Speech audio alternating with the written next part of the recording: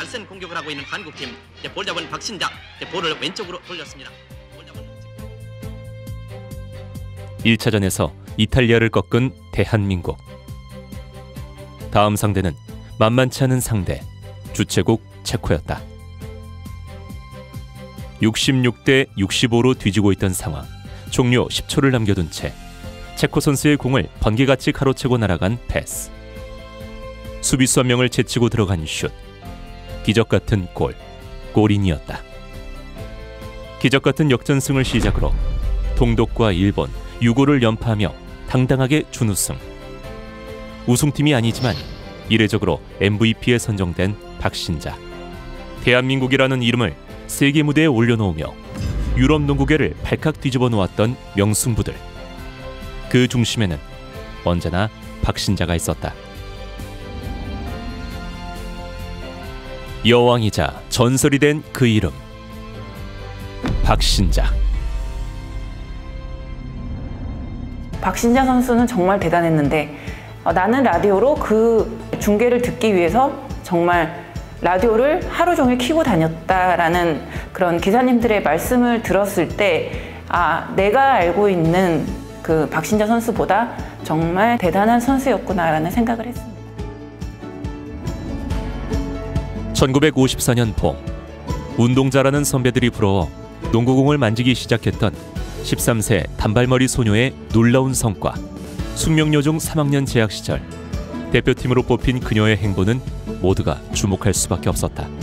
박신자 씨는 한 동네 살았으니까 눈에 익은 게 농구하기 전이죠. 그때는 공기들을 그렇게 여자들은 많이 하는데 그냥 공기를 한 번에 여러 개 턱턱 잡고, 그때도 그다음에 이제 고무줄도 잘했고, 이제 그런 게 어렸을 때 그 운동에 필요한 그 고무줄이라는 놀이라는 게 한 발 한 발 하면서 몸의 균형이 잘 맞아야 되는 그 놀이 아니에요, 그것도.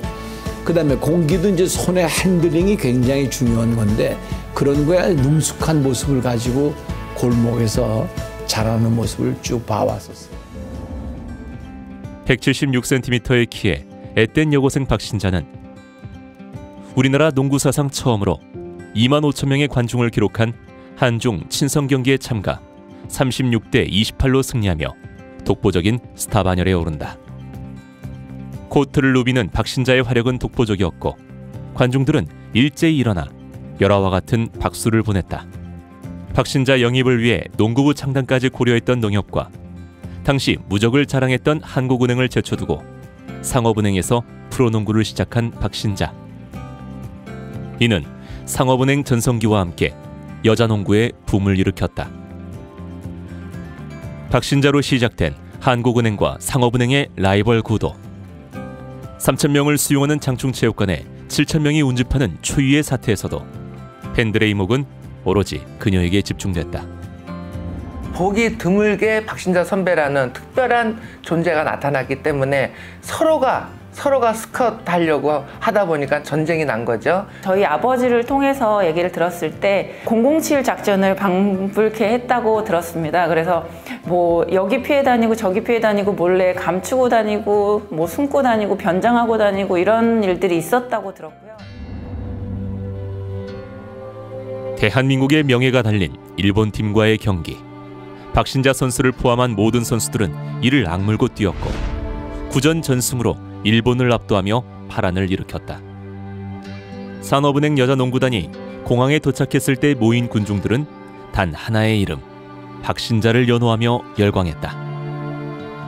박신자가 활약하는 상업은행은 일본과 대만의 실업팀을 물리치고 5년 연속 우승을 차지했고 거리의 TV 앞에는 수많은 국민들이 들끓었다. 2002 한일 월드컵보다 더 대단했다고 들었습니다. 특히나 그 시기에 한일전에서 승리를 한다는 것은 국민들에게 정말 그 시대에 큰 힘이 되었다고 생각이 듭니다.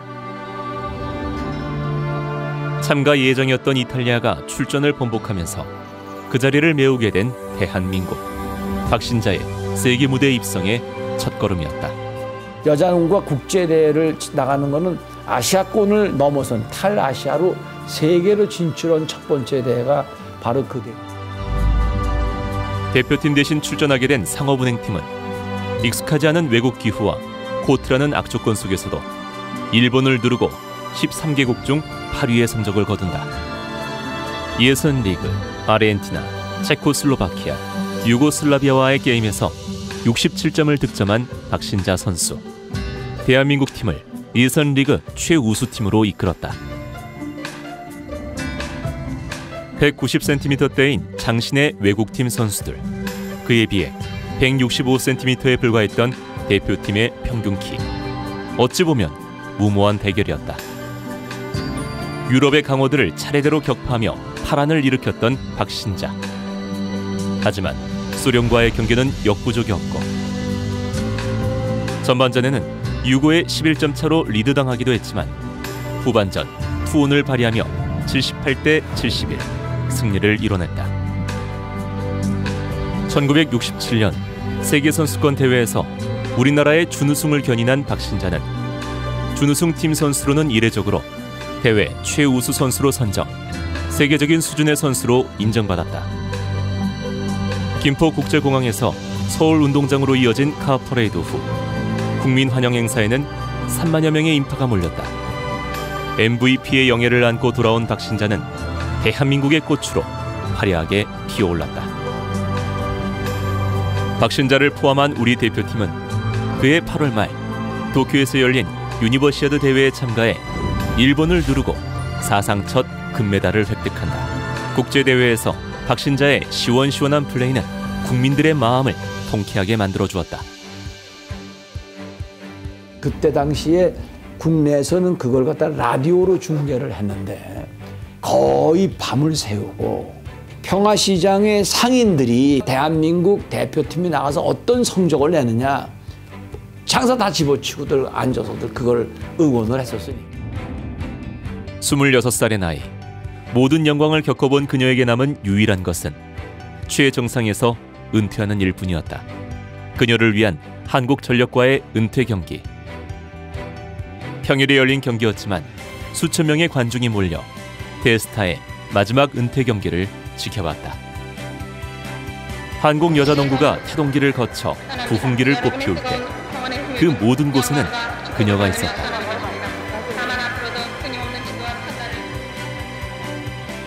농구를 사랑했던 박신자는 지도자로 다시 우리 앞에 나타났다. 은퇴 후에도 여자농구 발전을 위한 그녀의 행보는 멈추지 않았다. 미국 여자농구 명예전당에 동양인 최초로 헌액되며 대한민국 여자농구 역사상 가장 위대한 선수로 평가받은 박신자.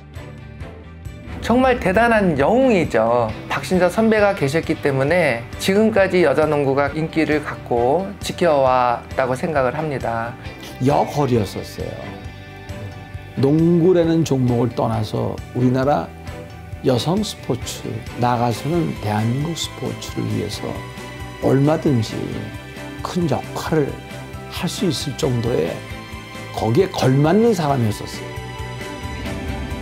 2015년 제2의 박신자를 발굴하기 위해 그녀의 이름을 딴 박신자컵 서머리그. 그곳에는 초로의 노년이 된 박신자가 있었다.